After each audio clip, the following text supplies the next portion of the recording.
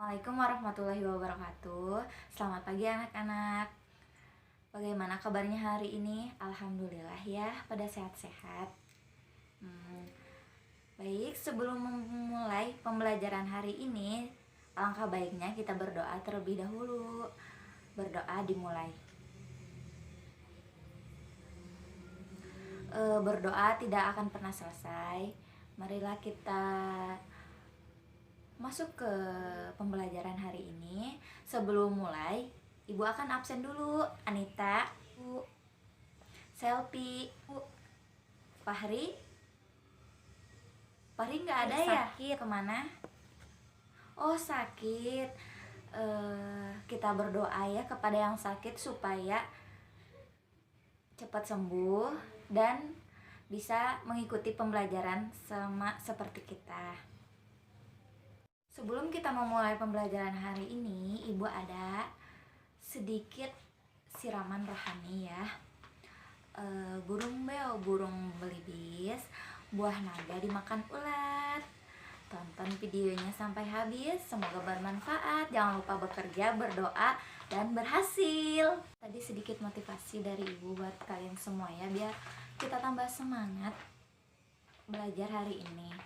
Sebelum memulai pembelajaran hari ini, kita akan membacakan Quran Surat Al-A'raf ayat 56 yang akan dibacakan oleh Anita. Dipersilakan ya Anita dibaca. Bismillahirrahmanirrahim.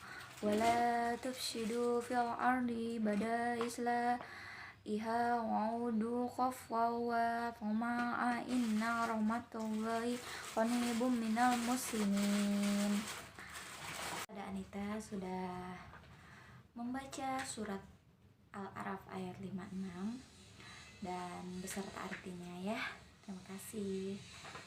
Ya, sebelum mulai pembelajaran bisa dilihat ya gambar yang Ibu tampilkan itu gambar apa?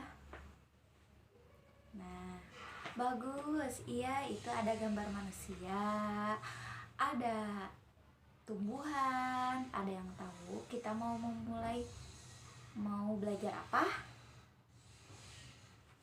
Oh iya, betul, kita mau belajar ekosistem. Mau belajar apa lagi?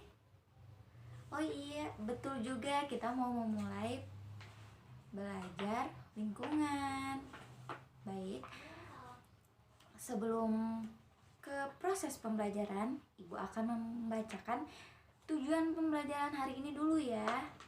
Yang pertama, peserta didik dapat menjelaskan konsep lingkungan. Yang kedua, peserta didik dapat menjelaskan komponen abiotik dan biotik pada lingkungan.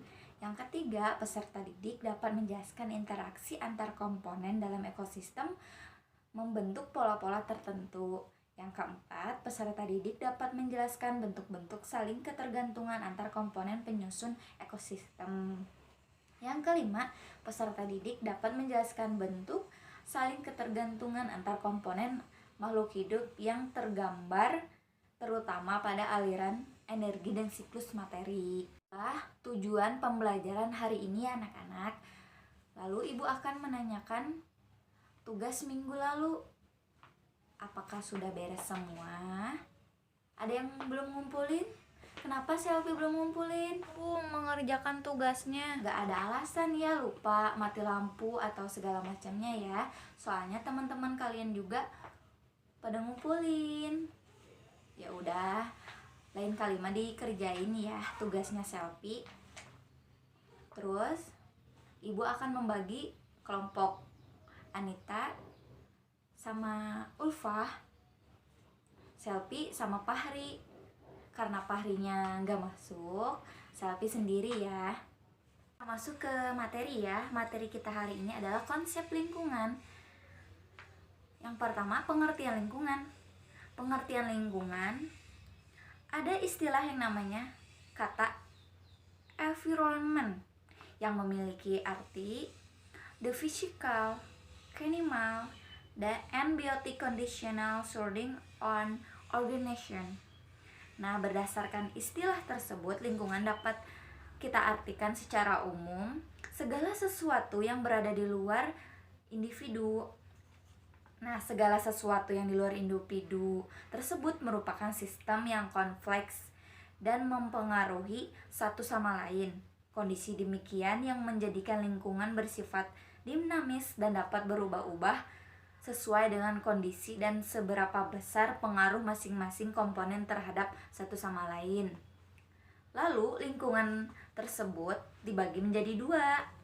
Yang pertama, komponen biotik dan komponen abiotik, di mana komponen biotik itu terdiri dari makhluk hidup seperti manusia, hewan, tumbuhan, dan jasad renik.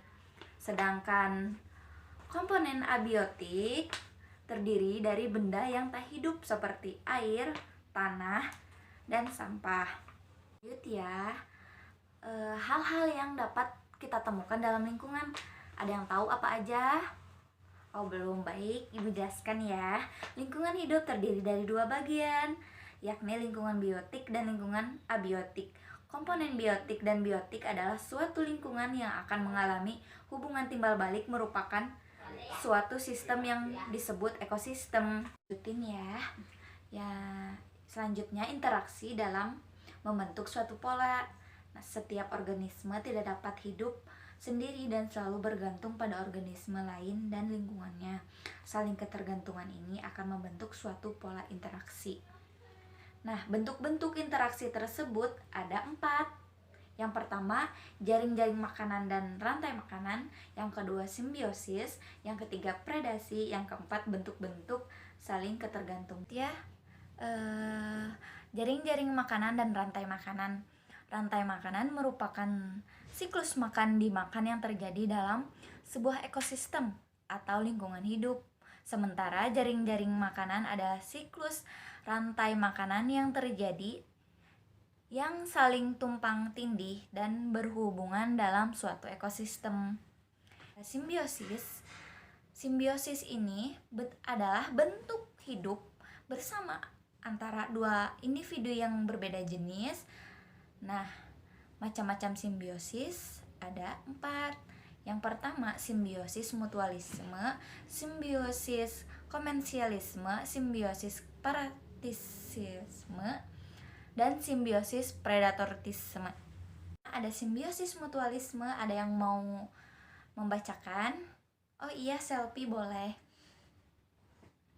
Mutualisme, hubungan dua jenis individu yang sering memberikan satu sama lain, contohnya kupu-kupu dan bunga. Simbiosis komensialisme. Simbiosis ini merupakan hubungan interaksi dua jenis individu memberikan keuntungan kepada salah satu pihak, akan tetapi pihak lain tidak akan dirugikan, contohnya pada tanaman paku dan pohon. 3. Simbiosis parasitisme.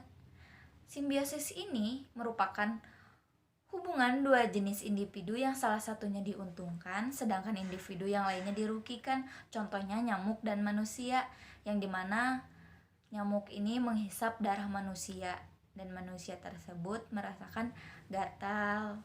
Biosis yang terakhir, ada yang mau baca? Oh boleh Anita, silakan baca ya. Predatorisme, hubungan salah satu makhluk hidup memangsa makhluk hidup lainnya, contohnya singa memangsa zebra. Selanjutnya, predasi. Predasi ini merupakan pemangsaan atau interaksi biologis ketika suatu organisme menjadi pemangsa, membunuh dan memakan organisme yang lain merupakan mangsanya. Seperti yang dicontoh, ada singa memangsa zebra ya. Nah, yang dimana singa itu adalah pemangsa, sedangkan zebra adalah mangsanya. Terakhir, ada bentuk-bentuk saling ketergantungan. Bentuk-bentuk ketergantungan ini bermacam-macam ya. Seperti yang tadi Ibu jelaskan, ada simbiosis, rantai makanan, dan lain-lain. Tuh, seperti itu rantai makanan dan simbiosis juga seperti itu ya, anak-anak. Terima kasih. Ada pertanyaan tidak? Kalau tidak ada, kita lanjutkan ke praktikum. Kita akan praktikum mengamati lingkungan ya anak-anak. Tadi kan sudah Ibu bagi kelompok ya. Silahkan keluar kelas, mengamati lingkungan kelas sama anggota kelompoknya, dan catat apa aja yang harus kalian temukan dan nanti akan dipresentasikan ya. Waktunya 10 menit. Selamat mengerjakan. Saya akan mempresentasikan hasil temuan dari kelompok saya tadi. Yang pertama ada tanah. Lalu tanah itu termasuk ke komponen abiotik. Yang kedua ada air kolam termasuk komponen biotik. Yang ketiga ada kayu, komponen abiotik. Terima kasih. Terima kasih kepada Anita yang sudah mau mempresentasikan hasil temuannya. Kita kasih aplaus ya teman-teman. Lalu lanjut. Ada yang mau menyimpulkan materi hari ini? Baiklah, sama ibu saja. Materi hari ini adalah lingkungan merupakan segala sesuatu yang berada di luar suatu individu. Nah, lingkungan juga terdiri dari dua komponen. Yang pertama, komponen biotik dan abiotik, di mana komponen biotik itu terdiri dari makhluk hidup seperti manusia, hewan, tumbuhan, dan jasad renik. Yang komponen abiotik itu terdiri dari makhluk tak hidup seperti tanah, air, dan sampah ya. Lalu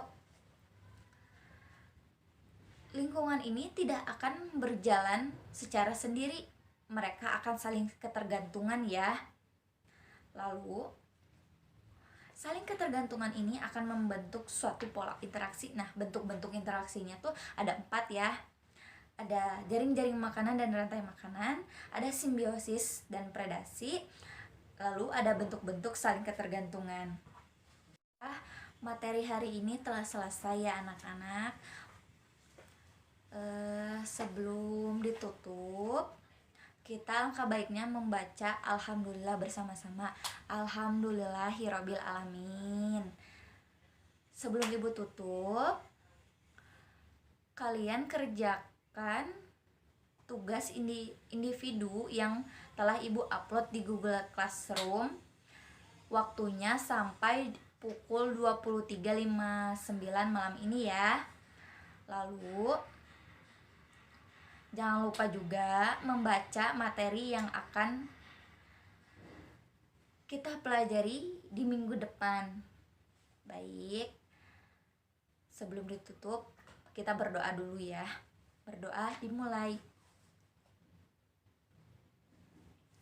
Amin. Berdoa tidak akan pernah selesai. Ibu tutup. Wabillahi taufiq wal hidayah. Wassalamualaikum warahmatullahi wabarakatuh. Assalamualaikum warahmatullahi wabarakatuh.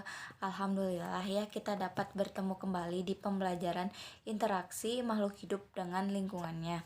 Yang telah ibu sampaikan sebelumnya, bahwasanya kita akan melakukan praktikum mengenai interaksi makhluk hidup dan lingkungannya. Sebelum praktikum, ibu akan menjelaskan tujuan terlebih dahulu. Tujuan pembelajaran praktikum hari ini, yang pertama, menghargai, menghayati, dan menghafalkan ajaran agama yang dianutnya serta toleransi terhadap agama lain. Yang kedua, menjelaskan konsep lingkungan dan identifikasi komponen-komponennya. Yang ketiga, melakukan pengamatan lingkungan dan identifikasi komponen biotik dan abiotik. Yang keempat, menjabarkan pengertian interaksi dan pola-pola interaksi. Yang kelima, menjelaskan konsep bentuk saling ketergantungan antar makhluk hidup. Lalu ada identifikasi masalah yang dilakukan oleh siswa kan. Ya, identifikasi masalahnya hubungan komponen ekosistem terhadap komponen biotik dan abiotik. Lalu merumuskan hipotesis oleh siswa, yaitu hubungan pengaruh suhu terhadap pergerakan insang air.